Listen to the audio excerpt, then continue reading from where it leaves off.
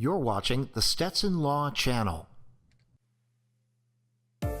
Welcome to Stetson Law Live, an online, interactive, informational event for prospective students of Stetson University College of Law. On today's program, Katie C. Bright, J.R. Swanigan. Our topic today, the MJ degree in healthcare compliance.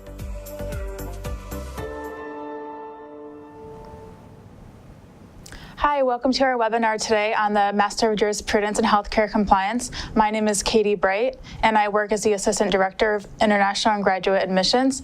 I'm here with J.R. Swanigan. Before he introduces himself, I just want to remind you guys that you can submit questions on screen anytime throughout the webinar, and we will get to them at the end.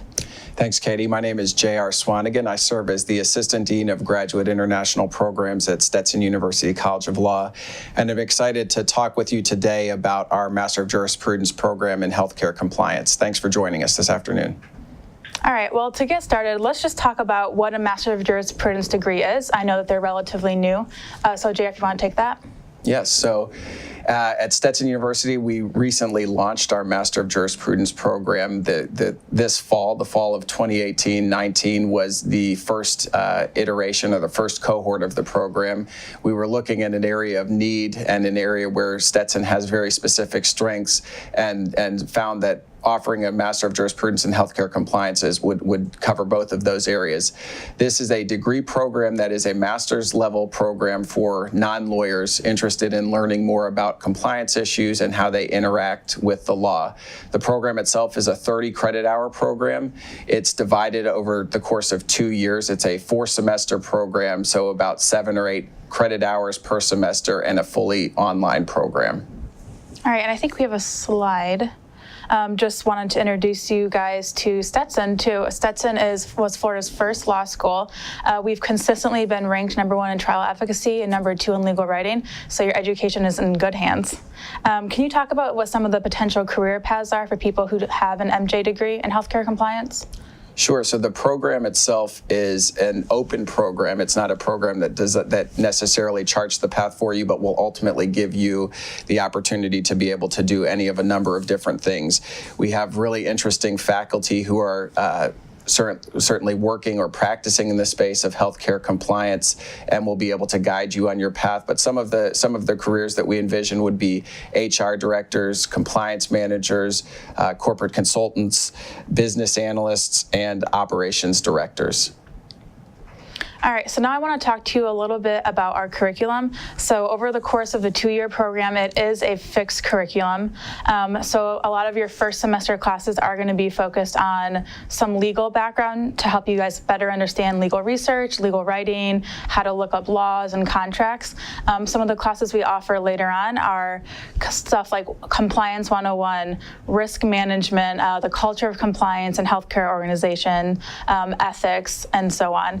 We also, like JR mentioned, we have a really great faculty that we're very proud of. JR, do you want to talk a little bit more about our faculty? Yes, and would you mind bumping the slide for me for just a moment? So our program is made up of a combination of Stetson Law faculty members, as well as adjunct faculty who have really interesting experiences and backgrounds in the area of healthcare compliance. So 2 of our highlighted faculty you see here are L.T. Lafferty, who is an attorney in the area at the area for us being the Tampa Bay area, a partner at Holland & Knight. He teaches the course on Compliance 101 and also fraud and abuse, kickbacks, stark false claims.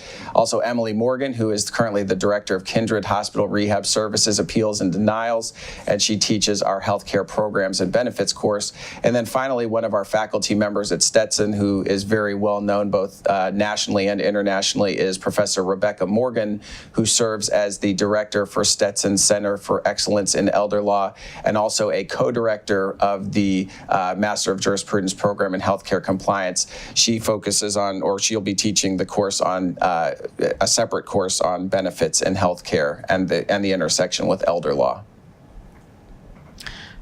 All right, so a lot of the questions that we get is, studying your degree all online is a relatively new concept. So we'd like to talk to you guys a little bit more about what it's like to learn in an online classroom. So, Jared, if you want to talk about that a little bit. Sure. So the program is designed in a way that you don't ever have to be here on campus. Our campus is located again in St. Petersburg, Florida, or Gulfport, Florida, but it's a fully online program and allows for mid-career professionals or new professionals in the space, or someone looking for a change of career, and is not determined by your location. The online offering, Stetson has significant experience in offering online education. We've been doing this now for close to 20 years, and it really is a very interactive and very dynamic way of being able to learn. You will be in the classes with other students in your cohort. We expect our cohorts of students to be 15 to 20 students, and you'll be in an online classroom each week for each of your classes. In each of those classes, we use what's called the Blackboard software to be able to monitor and manage those classes.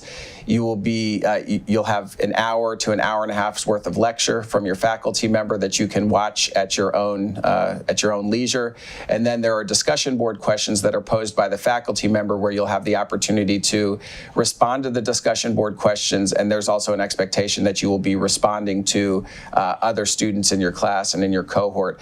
And what this allows for is an opportunity for you to be able to interact with your faculty member who is monitoring the discussion board through the course of each week in each section of the course, but also really get to know your classmates, whether they're wherever they're located. We currently have a student located in Japan. We have students in Maryland and Washington, D.C., and even Washington State. So our students are spread out all over the place, but they do have the opportunity to be able to interact and correspond with one another and build a network while learning in the very specific areas with these really outstanding faculty members who have experience teaching online programs and keeping our students engaged in the program.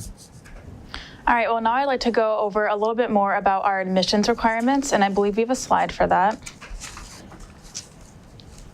All right, so if you have decided that you want to apply, there are a couple of ways to do so. We have an application form PDF on our website. It's a fillable PDF that makes it really easy for you to save your progress as you go.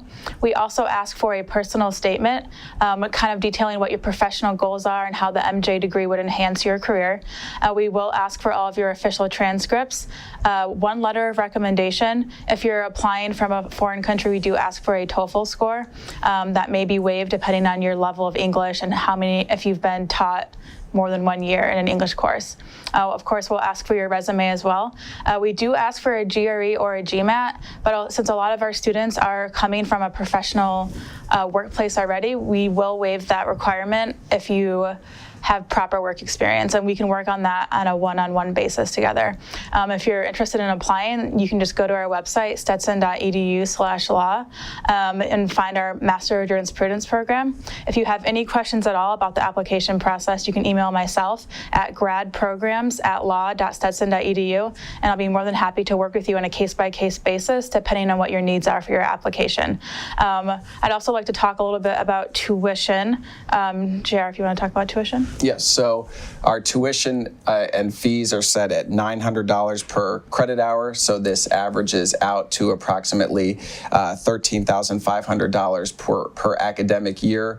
We do offer some partial tuition scholarships, and Katie just spoke about the scholarship application as well. When you're completing your materials for application to the program, we would encourage you to also complete the scholarship application, and we will review these scholarships on a merit and need basis to be able to offer some opportunity to reduce the costs for students participating in the program. And then finally, financial aid. If for students that qualify for financial aid, we would suggest that you also complete the FAFSA form to be able to utilize financial aid for the program, and also check with your employer. If you're currently working, check with your employer to see if your employer has any tuition assistance program or tuition benefit that they will offer to be able to cover the cost of the program. Thank you. Well, at this point, we'd love to start taking your questions. While we wait for those to come in, we do have a couple of questions that are very commonly asked. So the first question is, does the MJ degree qualify you to get a JD, or does it guarantee you admission into a JD program? JR, do you have the answer to that?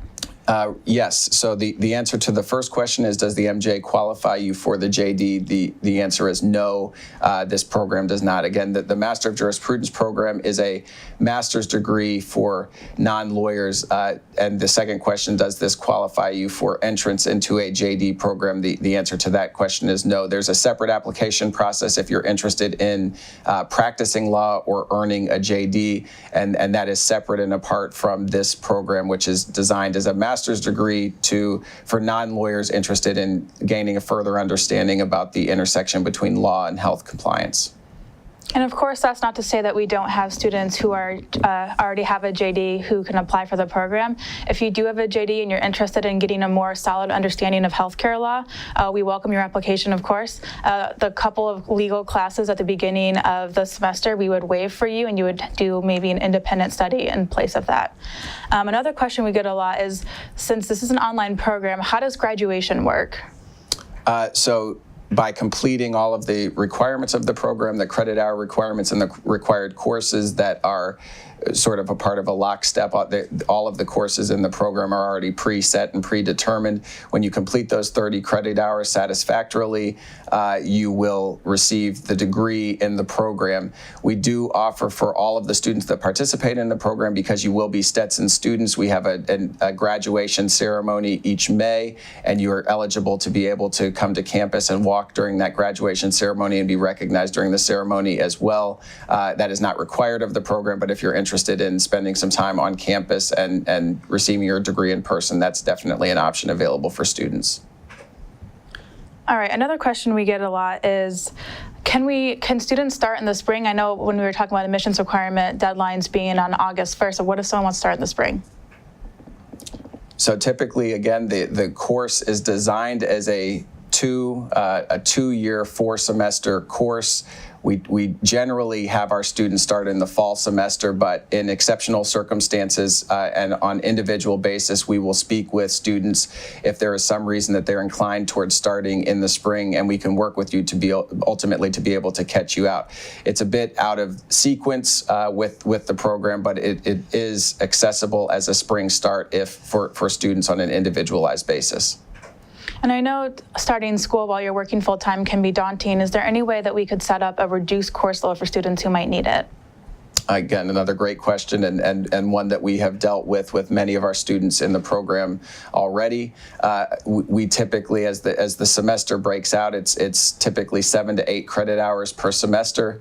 But we will work with you individually if you're interested in taking a reduced course load and figure out a way to either add some additional credits into one of your remaining semesters, or push the program out by up to a year or year and a half to be able to complete the program. So the answer to the question is yes, we can reduce the course load for students interested in starting the program or participating in the program, or recognizing that things come up, that life happens, and that there are some semesters where taking 7 or 8 credit hours might be more demanding than what the commitment you're able to give at that time. And we've talked a lot about working professionals and the program being designed for working professionals, but what about recent grads? Are they eligible to participate in the program as well? The recent grads are eligible to participate in the program. Again, this is a program that really is focusing on the intersection of learning the laws related to healthcare compliance, and giving you that legal language capacity and better understanding how these pieces fit together. So if this is an area of interest for you, an area where you'd either like a career change, or an area where you're new to the space and new to the field, but looking to enhance your credentials or enhance your CV or resume, certainly this is a program that is open to students across really across the professional spectrum, whether you're seasoned in the field or new to the field. And there is something to offer for every student in that way. All right, and I believe we have one more slide to put up. Just in case you haven't been able to think of a question throughout the webinar, our office is always open. We're always available to answer questions. You can reach out to me specifically at gradprograms.law.stetson.edu, and also my phone number is up there too for you to write down as well. We're looking forward to working with you and hopefully welcoming you to Stetson. Thank you so much for joining us today. Thank you. Thank you for watching Stetson Law Live. For your convenience, our contact information will remain on the screen for the next few minutes.